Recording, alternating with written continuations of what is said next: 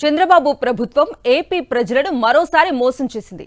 వార్షిక బడ్జెట్లో అంకెల గారడీతో అరచేతిలో వైకుంఠం చూపించింది. ఆ వర్గం ఈ వర్గం అనేవి లేకుండా అందరికీ సమంగా వెన్నుపోటు పొడిచింది.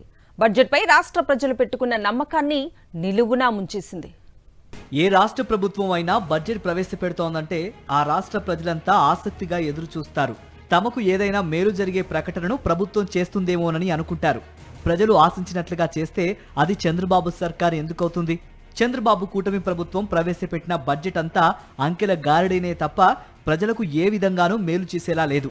చంద్రబాబు లోకేష్ కు భజన చేయటం, వైఎస్ జగన్ ను విమర్శించడం తప్ప బడ్జెట్లో ఇంకేమీ లేదు.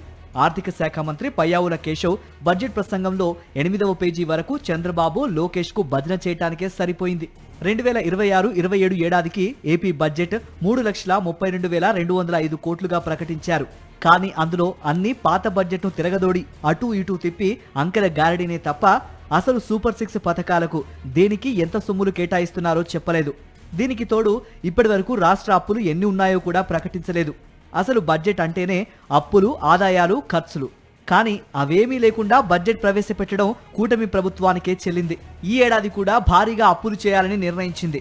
ఓపెన్ మార్కెట్ అప్పులు 76,182 కోట్లు చేయాలని, కేంద్రం నుండి 19,033 కోట్లు అప్పు చేయాలని నిర్ణయం తీసుకుంది. రాష్ట్ర బడ్జెట్ పై వైఎస్ఆర్ కాంగ్రెస్ పార్టీ తీవ్ర ఆగ్రహం వ్యక్తం చేసింది. ఇచ్చిన హామీలు అమలు చేయకుండా ఇష్టానుసారం అంకెల గారడీతో బడ్జెట్ ప్రవేశపెడితే ఊరుకునేది లేదని, ఖచ్చితంగా ప్రకటించిన పథకాలకు నిధులు ఇవ్వాల్సిందేనని ఆ పార్టీ నేతలు డిమాండ్ చేశారు. ఆంధ్రప్రదేశ్ రాష్ట్రం ఎక్కడుందండి? అప్పులలో చూస్తే 26వ స్థానం. మీరిచ్చినది రిపోర్ట్, ఇది మీదే, పేజ్ నెంబర్ 17. అప్పులలో 26వ స్థానంలో ఉంది. స్థూల ఉత్పత్తిలో అప్పు ఒక నిష్పత్తిగా తీసుకుంటే 19వ స్థానంలో ఉంది. అంటే మీరు అన్ని వెనకాల నుంచే. రెవెన్యూ డెఫిసిట్ అయితే 74,147 కోట్ల రెవెన్యూ డెఫిసిట్, ఆర్థిక లోటుతో 31వ స్థానంలో ఉంది. అంటే లాస్ట్. అన్నదాత సుఖీభవకు కేవలం 6,600 కోట్లు మాత్రమే బడ్జెట్లో కేటాయించారు. 54 లక్షల రైతు కుటుంబాలకు 20,000 చొప్పున ఇస్తామని ఇచ్చిన హామీ అమలు కనిపించడం లేదు. ధరల స్థిరీకరణకు కేవలం 500 కోట్లు మాత్రమే కేటాయించారు. కూటమి సర్కారు వచ్చాక వ్యవసాయ రంగం నిర్వీర్యమైపోయింది. వ్యవసాయ రంగంలో వైఎస్ జగన్ తీసుకువచ్చిన సంస్కరణలన్నీ అటకెక్కించిన చంద్రబాబు సర్కార్ రైతులను అన్ని విధాలా ముంచే విధంగా బడ్జెట్ ప్రవేశపెట్టింది. మొత్తం వ్యవసాయ రంగాన్ని కుదేలు చేసేటట్టుగా, నిర్వీర్యం చేసేటట్టుగా పనిచేస్తూ,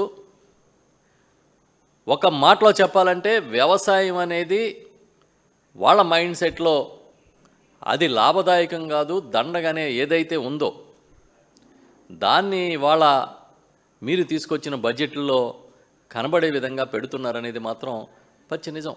రాష్ట్ర ప్రజలు ఎంతగానో ఎదురు చూస్తే చివరకు బడ్జెట్ను తుస్సుమనిపించారు. కూటమి ప్రభుత్వం ప్రవేశపెట్టిన బడ్జెట్ అంకెల గారడి, కాకి లెక్కలు తప్ప ప్రజలకు మేలు చేసేది కాదని స్పష్టమైంది.